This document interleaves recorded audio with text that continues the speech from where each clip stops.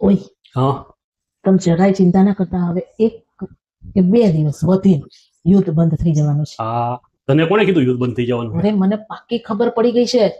એટલે હવે તમે ગેસની ચિંતા ના કરતા, પેટ્રોલની ચિંતા ના કરતા, અને આપણે જ્યાં ફરવું હોય ને ત્યાં ફરવા જઈ શકશું. બસ 1-2 દિવસ રાહ જુઓ બસ.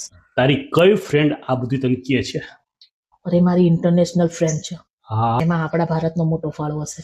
ઓહો, ઈરાન ઈરાની કોઈનું માને? બધાય માનશે.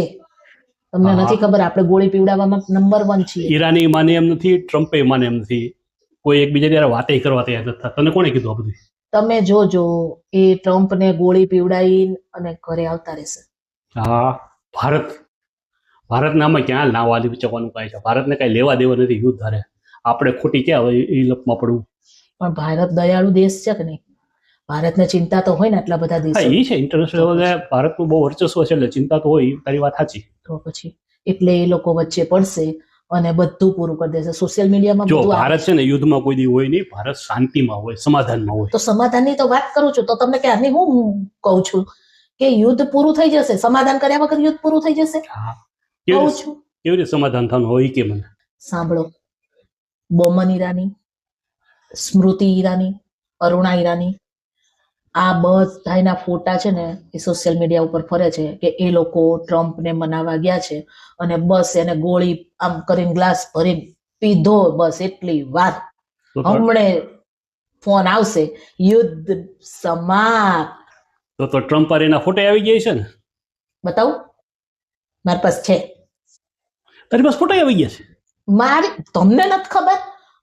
હું બહુ મોટી ઇન્ટરનેશનલ ખેલાડી છું. ઓહો, તો મોટા ઇન્ટરનેશનલ ખેલાડી. તો હવે પછી ક્યાંથી ફોટા આવ્યા એ કયો? ક્યાં છે તમારી પાસે ફોટા? હા, ટીવીમાં કઈ આવતું નથી. એ બધું કહેવાય નહીં. એ બધું ખુફિયા રાસ છે. એ ઓહો. હું મરી જાઉં ને તો વાહ. મારી હારે જશે આ બધું. ધુરંધર જેવી સ્પાય છો. તો હવે એક કામ કર, બહુ લાંબી નથી ખેંચવી, તું મને કહે. હવે મને છે ને ક્યુરિયોસિટી મારી વધી ગઈ છે, મારું બ્લડ પ્રેશર વધતું જાય છે. ખાલી એટલું કહી દે કે આ તને કીધું કોણે, તારી પાસે ફોટા આવ્યા ક્યાંથી?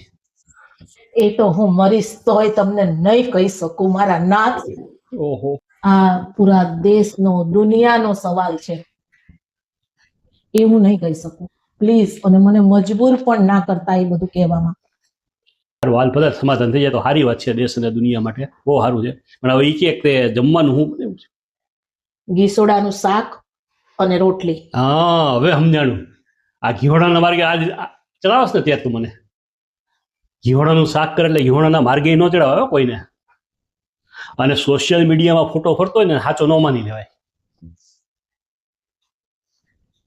સારું હાલો, હું રસોઈ બનાવીને તમે બોલાવું. જાઓ. આ બસ યાર અમારું ઘીહોડાનું શાક કર્યું ને, હવે એને સરસ મજાની ભાખરી રોટલી તારે જે કરવું એ કરી દે. છાશ બનાવજે ભૂલતી નહીં. અને બહુ થાય ને તો મરચે વઘારજે. હજી રેસ્ટિંગ શરૂ નથી થયું.